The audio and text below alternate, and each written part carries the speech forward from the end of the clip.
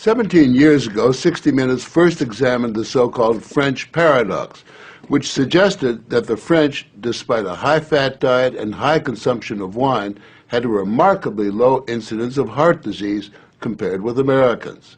Most researchers agreed that there was something in the wine that offered protection. And a few years later, even the highly cautious federal dietary guidelines say that moderate consumption of red wine can be beneficial.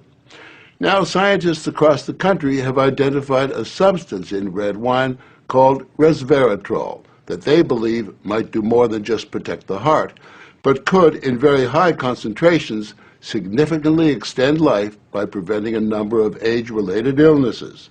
If they're right, we all may soon be taking a pill that could give us an extra decade or two of healthy old age. If the promise holds true, I think this has the chance to change healthcare. Dr. Christoph Westphal says we all may soon be taking a drug that just might beat the clock, a simple pill that could delay the inevitable. Our goal is to prevent and forestall many of the diseases that strike us as we reach 50, 60, and 70, all with one pill. What you're suggesting is there's some kind of rejuvenation drug that turns a 70-year-old into a 35-year-old. That might be pretty hard to do, but I think if we're on a train heading one direction, we can slow down that train. I think we can slow down these genes that control the aging process. That quest to put death on hold began in 2003 when Westphal met David Sinclair, a biochemist at Harvard, who was studying the genetic components of aging. 5 years ago, I met David, and he had shown that you could extend lifespan in yeast. That's pretty exciting. Now, if you happen to be a yeast, it's very exciting. Yeasts are one thing, human beings are more complicated. So Sinclair focused on a gene present in almost all life forms, the sirtuin gene. It's normally inactive, but when it is active, Sinclair believes it triggers a survival mechanism that extends life. Convinced that something in nature could activate that gene, Sinclair randomly tested thousands of compounds. And bingo, he got a hit, resveratrol. When I Googled this resveratrol, I was shocked to find that red wine was the top hit. Red wine is brimming with resveratrol. It's found in high concentration in the skin of the grape and seems to play a role in protecting it from invading bacteria and fungi. Were you aware of the research into red wine that it offered certain health benefits? Oh, sure. I mean, that's why I almost fell off my chair when the link was made, and I thought that this was a potential explanation for the benefits of red wine. Convinced they were on the verge of a major scientific breakthrough, Sinclair and Westphal launched Certris, a Cambridge, Massachusetts research company. They, along with a handful of other cutting-edge biotech companies, are developing resveratrol-based drugs that they believe zero in on the longevity gene. The important news here is not that we found something in red wine. The important thing is that we passed a milestone where we can now make drugs based on this knowledge and potentially slow down aging itself. Everyone from plastic surgeons to your friendly snake oil salesman have been promising a ticket to eternal youth for some time. So the prospect of a prescription pill based on red wine that could trigger a longevity gene sounds too good to be true. And yet, scientists have actually known for years of one surefire way of doing that. Stay hungry. We have a pill that can mimic many of the effects of calorie restriction or exercise. So one can be very healthy and obese at the same time. Our goal is healthy individuals, ideally via lifestyle, and if that doesn't work, we believe that we'll have a pill that can mimic that. A pill that, in effect, diets for you. A pill that turns on the survival gene. And what we're trying to do with our drugs here is to put the body in a defensive state, to ring the alarm bells and get the body to defend itself, instead of dieting to set the alarm off, pop a pill. The pill is a highly concentrated form of resveratrol, a virtual vineyard of healthy living. How much red wine would you have to drink to get the kind of resveratrol that you're using? The sad news is that you'd need to drink about 1,000 bottles a day of red wine, which I don't recommend. The pill itself may not extend lifespan, but could prevent the diseases of aging.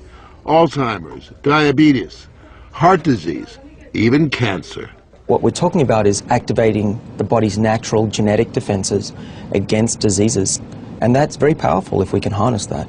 Resveratrol has been tested on mice, and the results have been encouraging. In this test video provided by Sertris, both of the mice have been fed a high-fat diet for 12 weeks. But when placed on a treadmill, the mouse on the right ran twice as far. He was taking high concentrations of resveratrol. You have fat mice and you have fat mice with resveratrol, and the ones that are on resveratrol, they can run twice as far and they live longer, about 20% longer. Other studies showed that among mice fed a high-fat diet, those given resveratrol didn't gain as much weight as those not given the drug. Sinclair believes that resveratrol actually changes the physiology of the mice. The proof, he says, is in the post-mortem. Their organs looked pristine, youthful, fat-free, and their physiology was just like they were dieting, but they were fat.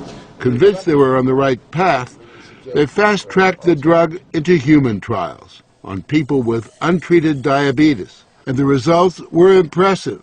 It significantly lowered glucose and insulin levels without the patients changing their diet or taking any other drugs. Originally, our hope was that you'd be able to prevent diseases of aging. What we ended up seeing is actually you could therapeutically intervene in patients who have diseases of aging, and that was unexpected. Yeah, the diabetic patients have high blood sugar and the molecules bring it down. That's treatment, that's not prevention. Sertris is now developing what they say is a much more potent synthetic version of resveratrol that will also soon go into human trials, this time on cancer patients. I keep on thinking, you know, what used to seem like it was science fiction, I actually believe the biology is right, and if we're right, this may be the most important thing that we're going to do in our lives.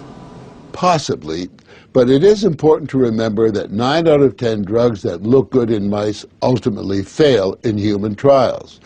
Still, the speed and results generated by Sertris and the resveratrol drugs are unusual.